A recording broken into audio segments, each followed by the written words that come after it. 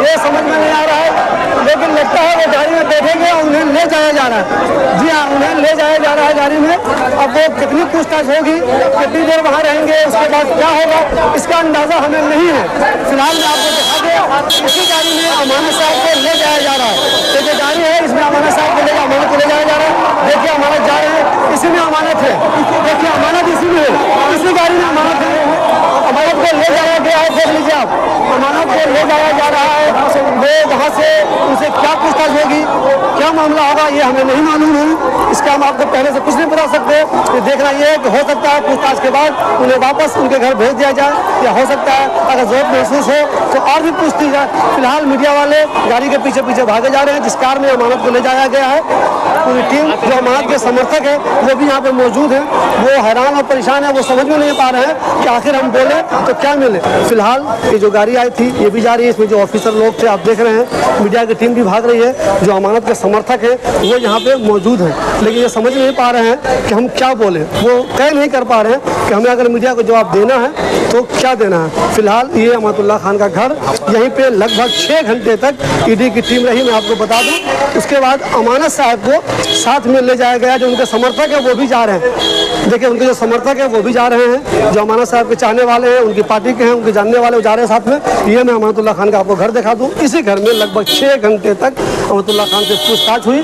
पूछताछ के बाद ईडी की टीम अमानत को अपने साथ ले गई। अब वो कब तक उनके साथ रहेंगे, उनसे क्या सवाल किए जाएंगे, ये हमें नहीं मालूम है। उसके बाद क्या रिस्पॉन्स होगा, अगर अमानत के लोग कुछ बोलना चाहें तो हमारी कोशिश होगी कि हम उनसे बात करेंगे, उनसे जानने की कोशिश करेंगे। फिलहाल मैं आपको बता दूं, अमानत साहब को ईडी की जो टीम आई थी उसने 6 घंटे लगभग पूछताछ किया। उसके बाद अब उनको अपने साथ लेकर चली गई है। यहाँ जो उनके समर्थक हैं वो इंतजार कर रहे हैं, उनसे बात कर रहे हैं कि जानने की हम कोशिश कर। ईडी की रेड हुई है। उन्होंने कहा था कि मैं जेल चला जाऊं या कुछ भी, ये क्योंकि ये उन्हें पता था कि ये लोग आज नहीं तो कल इन्हें जेल में जरूर डालेंगे, क्योंकि इनका काम ही बेगुनाह लोगों को जेल में डालें। लेकिन अमानतुल्लाह एक शेर है, वो किसी से डरेगा नहीं, वो किसी से दबेगा नहीं। जब उसने कुछ नहीं किया है इंशाल्लाह बहुत जल्दी वापस आएगा, आप देखिएगा। लेकिन ये जो प्रैक्टिस चल रहा है ना ईडी का, ये बड़ा मतलब संदेहास्पद लग रहा है कि हो क्या रहा है। ये आप उठा के ले जाते हो, फिर छोड़ते हो, फिर ले जाते हो, फिर छोड़ते हो, जब इलेक्शन आता है फिर ले जाते हो। वक्फ बोर्ड में कोई भी चीज़ गलत नहीं पाई गई, ना कोई उसमें कोई घोटाला हुआ। सुबह में ये तकरीबन 6:15 बजे लोग आए और आने के बाद अभी अब टाइम हो रहा है 12:30 बजे। अभी इनको ये लेके भाई ने ईडी का और जो भी कानून प्रक्रिया है उसका सम्मान किया है, हमेशा जो भी नोटिस आए उसका रिप्लाई दिया है बराबर। दोस्तों मैं अभी बटला हाउस के मुरादी रोड पे हूँ।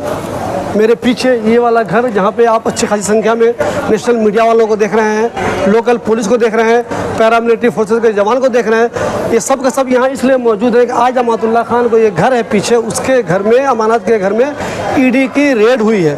ईडी की टीम आई है। रेड हम इसलिए कह रहे हैं उसको कि जब ईडी की टीम आती है तो उसे रेड ही कहा जाता है। ईडी की टीम अमानतुल्लाह खान के घर पे आई है उनसे पूछताछ करने के लिए।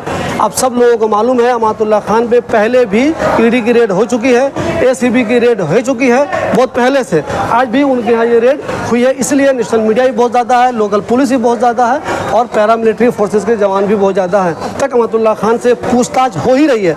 लगभग 6 घंटे हो चुके हैं। इस दौरान उनसे क्या पूछताछ हो रही है, उन्होंने ईडी को क्या जवाब दिया, ईडी ने उनसे क्या पूछा, ये तो अमानत जब मीडिया के सामने आएंगे तो मालूम चलेगा। फिलहाल मैं आपको बता दूं, आप सब लोग ये जानते हैं कि अमानतुल्लाह खान पे इल्ज़ाम है कि जब वो दिल्ली वक्फ बोर्ड के चेयरमैन थे तो चेयरमैन रहते हुए उन्होंने अनियमितताएँ की। उन पर यह इल्ज़ाम है। कोई भी इल्ज़ाम उन पर अभी तक साबित नहीं हुआ है। ऐसा उन पे इल्ज़ाम है कि जब वो दिल्ली वक्फ बोर्ड के चेयरमैन थे तो उन्होंने वक्फ बोर्ड में बहुत सारे लोगों को गलत तरीके से भर्ती किया। उसके अलावा उन पे आरोप है कि उन्होंने वक्फ बोर्ड की ज़मीन पट्टे पे दी, उससे उन्होंने बहुत ज़्यादा कमाई की और इस कमाई को उन्होंने अपने दोस्तों के नाम प्रॉपर्टी ख़रीदने में ली। ये उन पर आरोप है। ये आरोप अभी तक साबित नहीं हुआ है। इसी सिलसिले में उन पर कई बार एसीबी की भी रेड हो चुकी है, ईडी की भी रेड हो चुकी है, वो जेल भी जा चुके हैं। उनको ईडी ने बुलाया भी है, उनको एसीबी ने बुलाया भी है।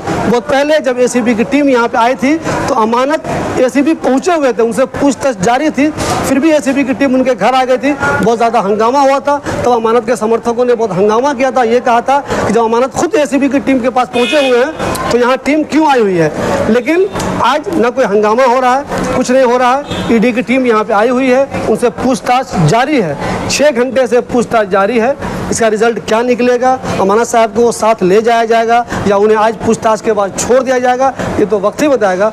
फिलहाल मैं बताऊँ आपको कि अमानत पे जो वक्फ बोर्ड के चेयरमैन रहते हुए तरह तरह के उन पर इल्ज़ाम है, उसी सिलसिले में ईडी की टीम बार बार उनके घर आती है और उनको बुलाती भी है। अब सब लोगों को एक चीज़ मालूम होगा कि अमानत साहब को कई बार सम्मन भेजा गया, वो उसका जवाब तो देते थे लेकिन ईडी के सामने पेश नहीं होते थे।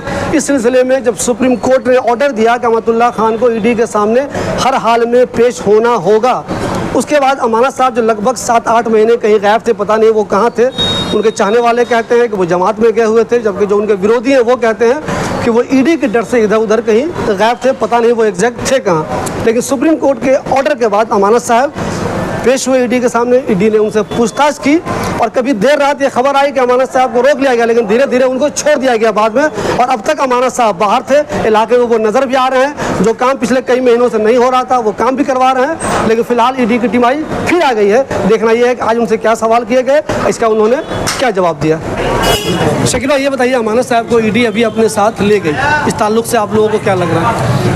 देखिए, हमेशा अमानत भाई ने ईडी का और जो भी कानून प्रक्रिया है उसका सम्मान किया है। हमेशा जो भी नोटिस आए उसका रिप्लाई दिया है बराबर। लास्ट टाइम भी इनको ले गए थे तो वहाँ पे भी बैठा के रखा था, फिर रात में कुछ नहीं मिला, रात में भी छोड़ दिया था।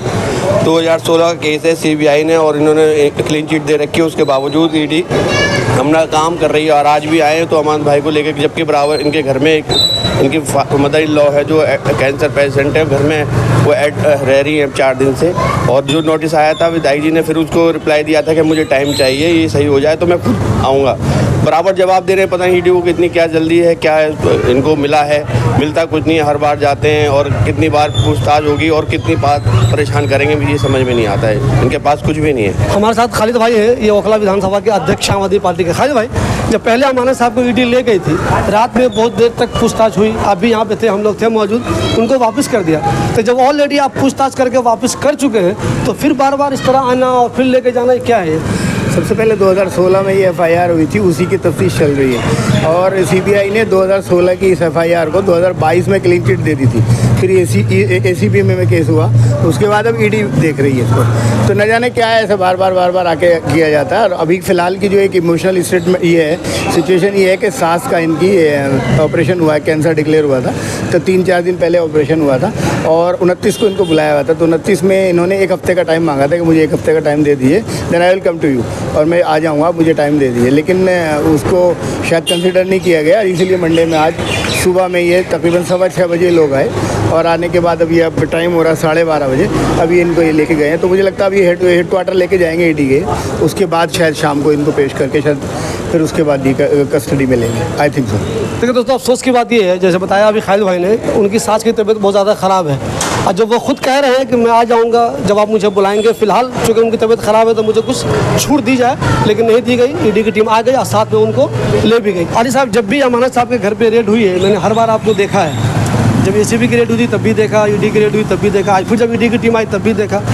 जब ये कह रहे हैं कि मैं आपको पूरी तरह से सपोर्ट कर रहा हूँ, जब आप बुलाते हैं तो मैं आ जा रहा हूँ, हालांकि बीच में कई दिनों तक वो, कई महीनों तक वो गायब भी रहे, लेकिन अब वो पूरी तरह से साथ दे रहे हैं। अब जब वो साथ दे रहे हैं, रिक्वेस्ट कर रहे हैं, सास बीमार है, तो ईडी को आखिर इतनी क्या जल्दी है कि नहीं मुझे ले ही जाना है साथ में?